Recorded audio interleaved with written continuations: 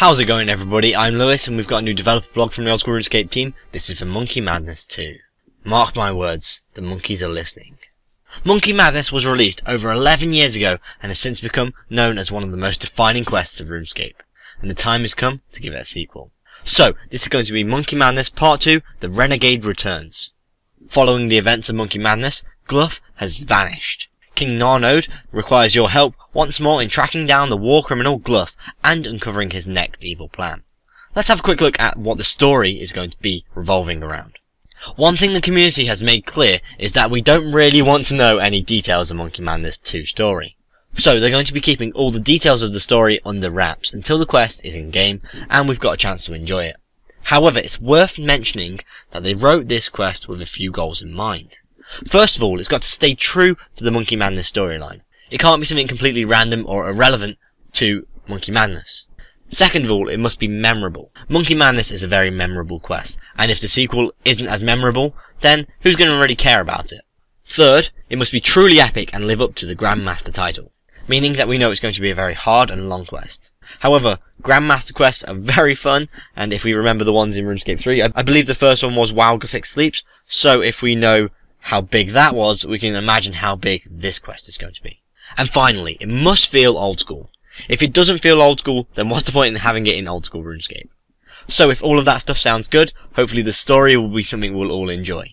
So despite the fact they're not really going to give us any details on the story, because we don't really want it ruined, they are going to be telling us what the rewards are, because obviously this is old school and we like to know what rewards are going to be. Don't want to get anything too overpowered in game.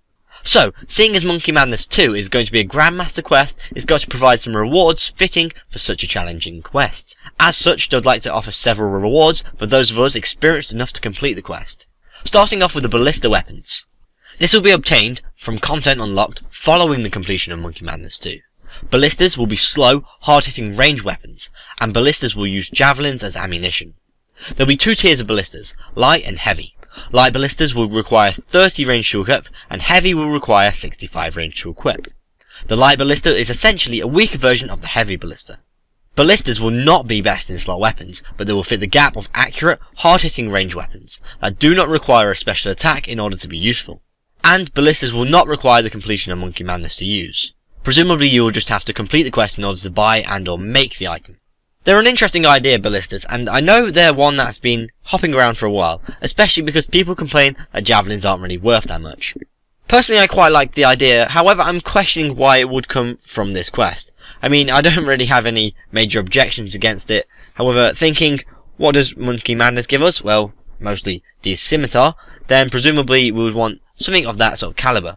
So, range weapons I'm questioning, and ballistas I'm definitely questioning. However, if the storyline had a lot of ballistas in it, then it would make a bit more sense to me.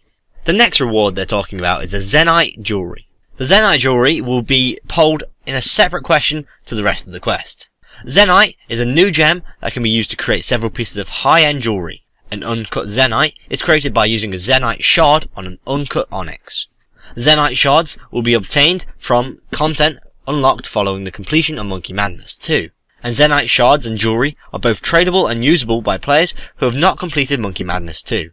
To accompany the introduction of this new gem, a new enchant spell will be added to the standard magic spellbook, which can be used to enchant Zenyte jewelry. This spell, level 7 enchant, will cost 1 cosmic rune, 20 blood runes and 20 soul runes to cast. And all Zenyte jewelry will require at least 75 hit points in order for you to equip it. So, let's have a quick look at what you'll be able to make with the Zenyte stuff. Starting off with the Ring of Suffering, and that will require 89 crafting to make. This ring provides an impressive defensive stat with no offensive bonuses, so it'll be plus 10 in every single defense stat and plus 2 prayer bonus. The necklace that the Zenyte gem will make will be called the Necklace of Anguish. This will require 92 crafting to make.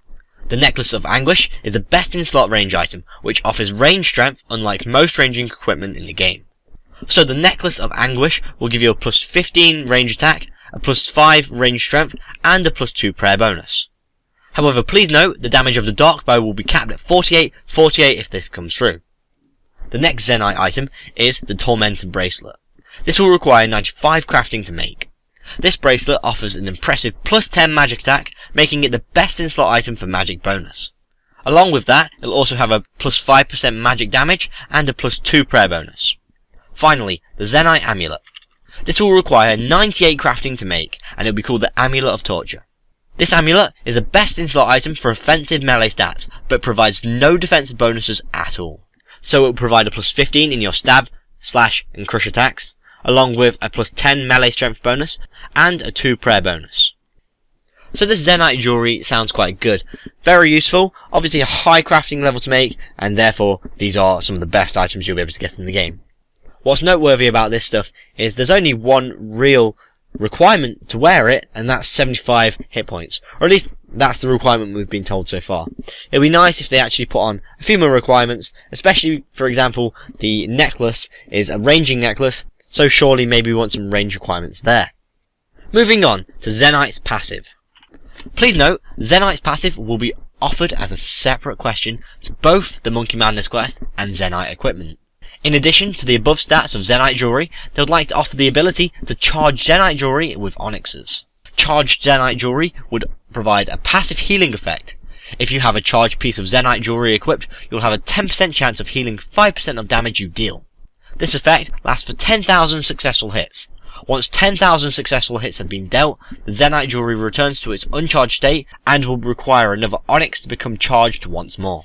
However, wearing multiple pieces of charged Zenyte jewelry would not improve the healing effects, so it won't be able to stack up. Personally for me, if this passed, I think that this and their stats would make these way too powerful. I understand having a sink for onyxes, and I think that is a good idea, but I think Zenyte on its own would do a pretty good job, but this would just be a bit too much. Finally, access for Pures. One question that many players would like answering is whether or not Pures will be able to complete Monkey Madness 2. In order to answer this question, they'll be polling allowing Pures access to Apatol without having to go through Dario's training as part of Monkey Madness 2 poll. As always, they're very eager to hear what we've got to say about the proposal for Monkey Madness 2, so if you've got any feedback, make sure we let them know. If you've got any thoughts about it, they want to hear it, so go on the forums, Reddit, Twitter, any place you can access the Old School RuneScape team. So, Monkey Madness Part 2. I think this is a brilliant idea. First of all, let's address one of the obvious facts. We've not had any quests in the whole 3 years of Old School RuneScape. Or new quests, should I say. All the quests we have in game, and the majority of all the quests in RuneScape 3, have always been amazing. I'm not a quester myself, however when I do a quest, I really enjoy it. I like the fact that they're keeping the story hidden, similar to the way they do with holiday events, because imagine, for example, you're about to watch a TV show and someone tells you all about it before you get to watch it. It's a bit of a shame. However, I think them saying the parameters of what it is fine. So keeping it old school, making sure it's part of the Monkey Madness storyline, and all those great things is really what we want from the quest. As for the rewards, I'm kind of questioning these a little bit. Personally, I kind of like the Zenyte jewelry. It's maybe a little bit too powerful at the moment, however, it's kind of a good concept of being able to use your onyxes and have a nice and high tier gem. The ballista is kind of a nice idea, however, like I said earlier, I think it doesn't make too much sense as a reward unless there's a lot of ballistas in the quest. And finally, like I said, with charging the Zenyte jewelry, I think that's just a little bit too powerful. I understand the concept of having an onyx sink, however I don't think this is the best way about it. The final point they had in this developer blog was access for Pures. Now this is something I'm strongly against. I do not think that Pures should be able to get to Apatol without doing the training. Part of me thinks, let them do this new quest. I mean, it's a new quest and we're all waiting for it. However, seeing as it probably, or most definitely will require access to Apatol, then they should do the training. There's no way around that. We shouldn't be letting them have that, especially when it's been polled so many times and it's failed. They should just accept the fact that they're Pures, shut up, and just either do the training or don't do the training. It's simple as that. This quest is on Apatol and therefore is guarded by that training, so if a Pure wants to do it, they're going to have to sacrifice their Pure status. And let's be honest, many Pures have mains, so it's not like they're stopping themselves from doing it. People just cry, and it's just so annoying because, oh, we want this for Iron Men, or this for Skillers, or this for Pures. Why we should cater for that, I really don't know. They'll be polling this very soon, so make sure you keep an eye out for my video on that. If you want to watch the latest Old School RuneScape news post, please click here for the Clank Up conclusion. And if you want to watch my video of the Old School RuneScape 3rd birthday event, please click here. If you've enjoyed this video, please like and share, and if you want to keep up to date with the Old School RuneScape updates, DevBlogs and polls, please subscribe. I've been Lewis, thanks for watching, goodbye.